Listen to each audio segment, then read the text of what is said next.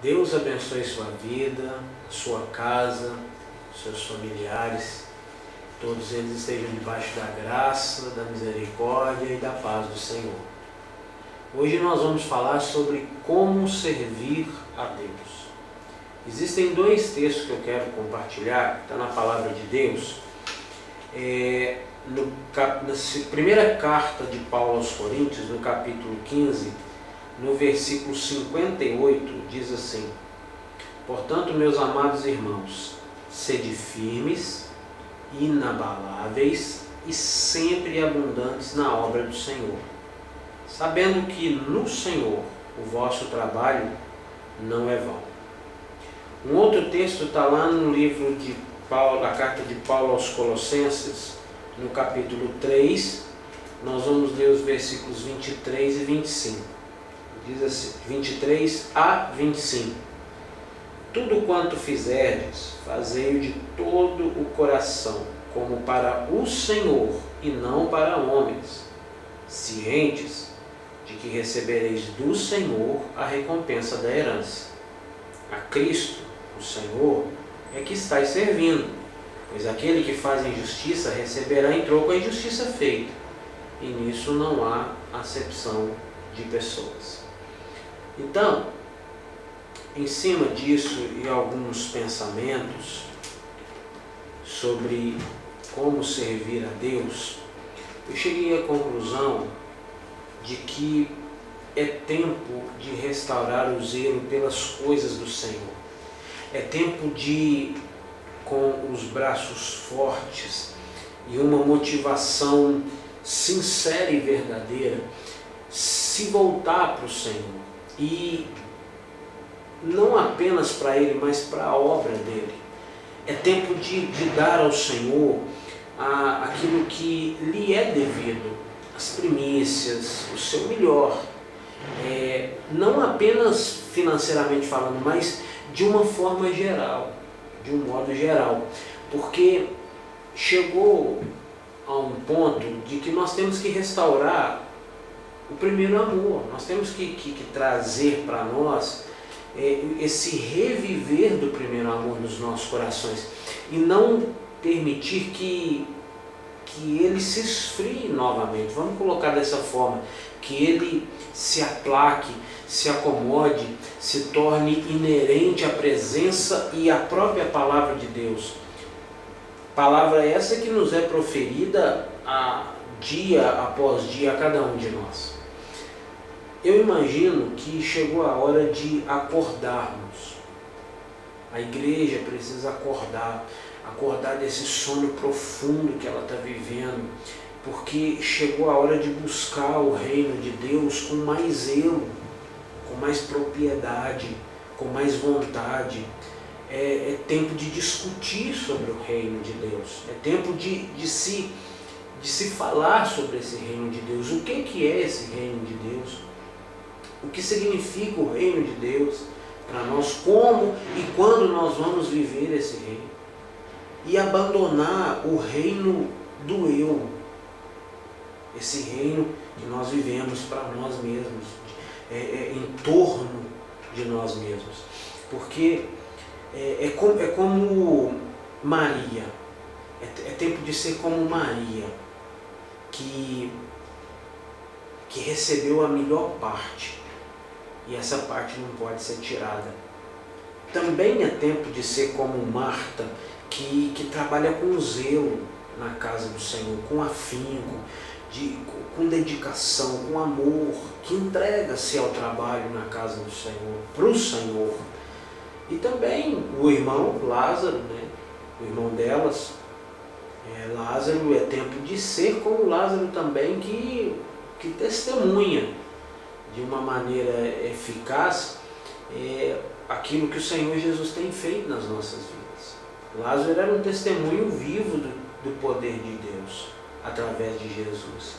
E nós temos que também querer ser como Lázaro, sermos testemunhas do que o Senhor tem feito na nossa vida.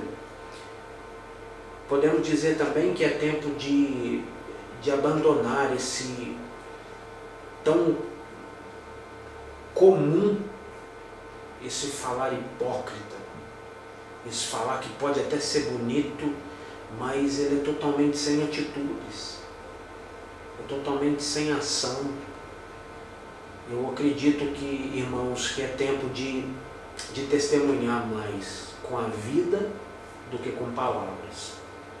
É tempo de abandonar esse nosso legalismo religioso, que foi criado por nós mesmos, por homens, e nos apegarmos mais às leis de Deus com fervor, sabe? Porque chegou a hora de mudarmos isso tudo, de mudarmos tudo isso que o mundo tem conhecido de uma forma geral do que é a igreja. Sabe? Porque homens trabalham secularmente. Eu estou falando de servir a Deus, então nós temos que entrar nisso, esse trabalho secular, para nos nortearmos, ou mesmo para servir de testemunha, de exemplo. Homens trabalham, secularmente falando, porque sabe que no final do seu trabalho existe um salário para ser recebido. E esses homens, né, nós trabalhamos para alguém, e esse alguém, ele honra esse trabalho, nos entregando aquilo que foi combinado, naquilo que foi devido. Então, há um pagamento para aqueles que prestam serviço de todo tipo, de toda ordem. O que eu quero dizer com isso? Eu quero dizer que muito mais o Senhor é fiel para cuidar de todos aqueles que se empenham e se dedicam, né, em trabalhar para o reino de Deus. Irmãos, se nós perguntássemos para muitas pessoas quais as melhores empresas para se trabalhar, quais as empresas que mais reconhecem seus funcionários, quais as empresas que pagam os melhores salários, os melhores bônus, eu imagino, e eu tenho certeza disso, que haveria uma inundação de respostas. E eu creio que algumas delas até repetitivas, citando a mesma empresa. A palavra original de trabalho é copos. Copos significa surra. Copos significa ato de bater no peito com aflição. Copos significa tristeza, significa trabalho, significa um trabalho intenso. A palavra copos significa trabalho unido a um aborrecimento, não é essa a fadiga, sabe? Então, muitas vezes, se não em todas as vezes, o homem ele tem trabalhado debaixo de aflição, debaixo de tristeza, debaixo de aborrecimento, debaixo de cansaço. Porque quantos a gente conversa com um, com o outro, eles têm falado o quê? Que se pudessem optar, eles não trabalhariam. Quantos são aqueles que trabalham desde antigamente pela necessidade e não pela satisfação? Trabalham porque precisam trabalhar, porque é necessário trabalhar para se comer o pão de cada dia. Mas quantos também não são aqueles que gostariam de estar fazendo aquilo que gostam como meio de vida? Como eu vou trabalhar para me sustentar, mas eu vou estar fazendo aquilo que eu gosto de fazer. Quantos não queriam estar fazendo assim? Muitos poucos trabalham fazendo aquilo que gostam de fazer. Trabalha, a maioria trabalha porque precisa, porque é uma necessidade. Porque um funcionário, quando ele exerce a sua função, quando ele é comprometido com o seu trabalho, ele tem receio de não atender a expectativa do chefe dele e de não desempenhar um trabalho de uma maneira satisfatória. E não deveria ser assim também na obra de Deus? Não deveria ser assim também com o Senhor, com a sua obra? Irmãos, não deveria bater no coração daqueles que obram na casa de Deus aquele receio para fazer as coisas de Deus com reverência, com amor, com aquele receio de não estar fazendo as coisas certas? Irmãos, porque muito maior do que aqueles que nos pagam secularmente é o Senhor. Ele é fiel, Ele é justo, Ele é verdadeiro. O que Ele promete, Ele cumpre. Será que nós, se nós formos analisar, será que nós trabalhamos secularmente igual nós trabalhamos na obra do Senhor? Será que na obra do Senhor nós temos desempenhado um serviço com zelo, com receio, da mesma forma que nós trabalhamos secularmente? Porque secularmente nós temos um chefe, na maioria das vezes. A maioria trabalha tendo um chefe, e esse chefe ele é físico. Mas, e aí? E na obra do Senhor? Todo trabalho, irmãos, feito do homem para o homem, ele é limitado ao tempo. Ele tem um prazo determinado. E durante o tempo, enquanto o tempo vai se passando, ele é esquecido. Esse trabalho que você fez, muitas vezes é esquecido. Muitas vezes o seu chefe nem vai lembrar de um favor que você fez para ele. O que eu quero dizer com isso? Na obra de Deus é diferente. Todo o trabalho feito de um homem para Deus, esse trabalho nunca será esquecido. Nunca, nunca. Há muitos que podem dizer que servem a Deus. Muitos. Mas se esse serviço a Deus, ele não passa pelo homem, isso se tornaria algo irreal. Então o homem exerce isso. Nós exercemos isso. Nós trabalhamos real na casa de Deus, na obra de Deus, no reino de Deus, para o reino de Deus. Então nós temos que fazer da mesma forma que nós fazemos secularmente. O mesmo empenho que nós temos secularmente, sabe? Então, o homem que quer servir a Deus, ele irá se ver servindo ao homem, ao nosso próximo.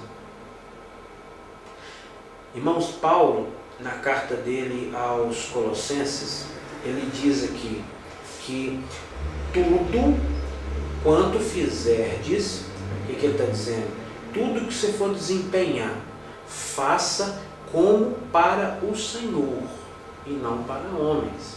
Olha o que Paulo está dizendo aqui. Essa é a melhor maneira para que o homem possa se ver servindo a Deus. Como?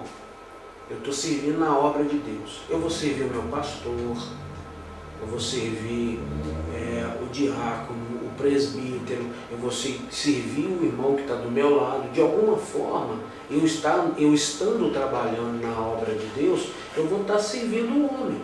Mas o que Paulo está dizendo aqui é que nós devemos servir ao homem na obra de Deus como se estivéssemos servindo ao Senhor, servindo ao nosso próximo, fazendo a obra de Deus. A obra de Deus aqui na terra é entre homens, porque senão ela seria irreal, ela é entre homens. Então, nós temos que entender o seguinte: se eu estou servindo o meu pastor, que é o líder que o Senhor colocou ali na igreja, o presbítero, quem quer que seja, eu não sei qual que é o sistema da igreja de você que está me ouvindo e me vendo agora nesse vídeo. Eu não sei qual que é o sistema da sua igreja, se é presbitério, se é pastorado, eu não sei como que é, se não tem nomenclatura nenhuma disso, mas tem um líder, tem alguém que traz a mensagem, tem alguém que foi escolhido entre os irmãos para ser aqueles que norteiam o caminho da igreja. Então, esses são os líderes. E se você quer servir a Deus na obra de Deus, com certeza você vai estar obrando com eles. Eles vão te pedir para fazer alguma coisa, eles vão te direcionar a fazer alguma coisa, lógico, debaixo de oração. E vocês vão estar juntos servindo a Deus. Você vai estar trabalhando com homens, com mulheres. Mas Paulo está dizendo que se você fizer isso, você servir, que você sirva como se estivesse servindo a Deus e não a homens. Amém? Quando nós queremos servir a Deus, quando se quer servir a Deus, nós nem sempre nos veremos diante de pessoas que aos nossos olhos são pessoas que, como que eu posso colocar, que desejaríamos estar servindo. Mas é a pessoa que o Senhor escolheu para servirmos.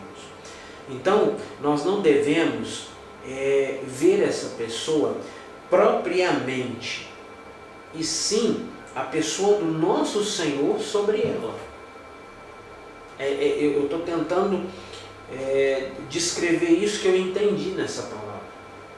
Sabe, porque muitas vezes você vai se ver servindo alguém que você entende que não é digno de ser servido. Mas o Senhor quer que você sirva a ela. Então Paulo está dizendo, sirva como se estivesse servindo ao Senhor. Entendeu? Porque quando nós fazemos assim, aquele que realmente está disposto a servir ao Senhor, ele vai se ver cheio de alegria por poder executar tal serviço. Ele não vai estar olhando para a pessoa, ele vai estar olhando e vendo o Senhor naquilo. Ele vai estar obedecendo uma ordem do Senhor. Então, se ele está disposto a servir o Senhor, a palavra de Deus também fala servir ao Senhor com alegria. Então, por que esse servo sabe, aliás, e por que esse servo sabe que o seu Senhor não é devedor a homem algum? Então esse servo, no momento oportuno, no momento certo, no momento de Deus, ele vai receber do seu Senhor a recompensa. Ele vai receber a sua herança. O Senhor não deve para alma nenhum. Então executa aquilo que o Senhor está te pedindo. Amém? Olha, sirva a igreja de Jesus Cristo como se estivesse servindo ao próprio Cristo. Essa é a mensagem de hoje para a sua vida. Sirva na igreja de Cristo como se estivesse servindo ao próprio Cristo. Porque aquele homem que faz o bem a outra pessoa, o Senhor o recompensa. Se estiver fazendo, como se estivesse fazendo para o Senhor. Vou citar um exemplo. Se você fizer bem para minha esposa, para o meu filho, você pode estar certo que você está fazendo bem a mim também. E eu tenho certeza de que se você fizer o bem a mim, você vai estar fazendo bem a minha esposa também. Então, indiretamente, pessoas são abençoadas. No meu caso, se você abençoar minha esposa e meu filho, eu indiretamente estou sendo abençoado. Quando eu e você, nós servimos a igreja do Senhor Jesus, nós estamos servindo a Ele. E quando eu falo de servir a igreja do Senhor Jesus, eu não estou, irmãos, dizendo que sobre você alisar tijolo, eu quero colocar dessa forma, o tijolo, o cimento que compõe o edifício, onde você se reúne, na casa onde você se reúne em célula, ou no sistema que a sua igreja se reúne. Então, eu não estou falando disso, eu não estou falando de espaço físico, mas eu estou falando de servir a igreja, é o cuidar de vidas que se encontram ali, aquele cuidar de vidas que estão ali, certo?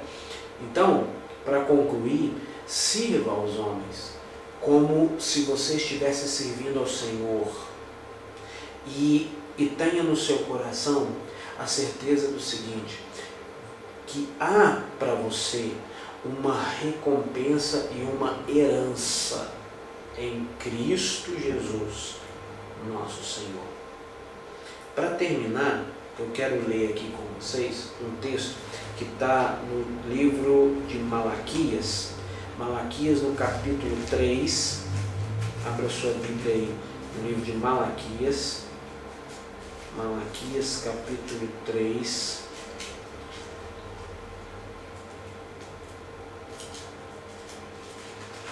Malaquias capítulo 3, nos versículos 13 até o 18. Olha que maravilha essa palavra. As vossas palavras foram duras para mim, diz o Senhor, mas vós dizeis: que temos falado contra ti? Vós dizeis: inútil é servir a Deus, que nos aproveitou termos cuidado em guardar os seus preceitos e em andar de luto diante do Senhor dos Exércitos?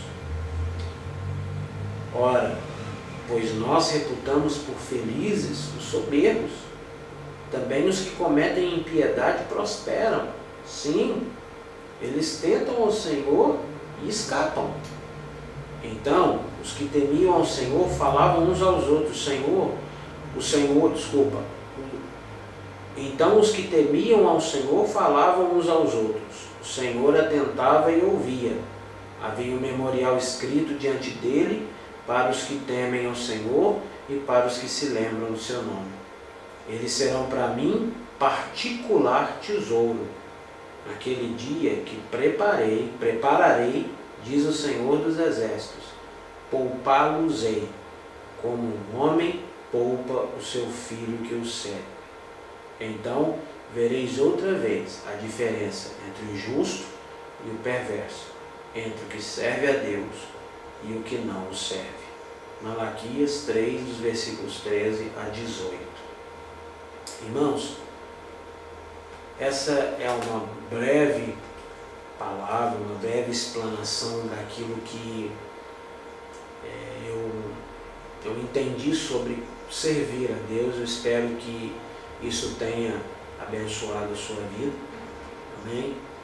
Que você possa querer servir ao Senhor, querer honrar a igreja do Senhor, que é composta por homens, mas como se estivesse servindo ao Senhor. Você, conscientemente, você vai ver que você está servindo homens. Você vai ver que você está obrando na obra do Senhor com homens, com pessoas físicas. Mas o que Paulo disse, volta a dizer, é que você sirva essas pessoas, até aquelas que você acha que você não deveria estar ali servindo ela. Mas se o Senhor mandou, faça como se estivesse servindo o Senhor, e faça com alegria. Não vá trabalhar como você faz secularmente às vezes, indisposto, sem vontade, que o trabalho é uma fadiga. Não faça isso. Vá com alegria no seu coração, porque você foi achado digno de servir ao Senhor. Amém? Deus te abençoe, que o Senhor possa te acrescentar poderosamente em graça, em misericórdia e em paz. Deus te abençoe. Até o próximo vídeo, se assim o Senhor Jesus nos permitir. Amém? Tchau.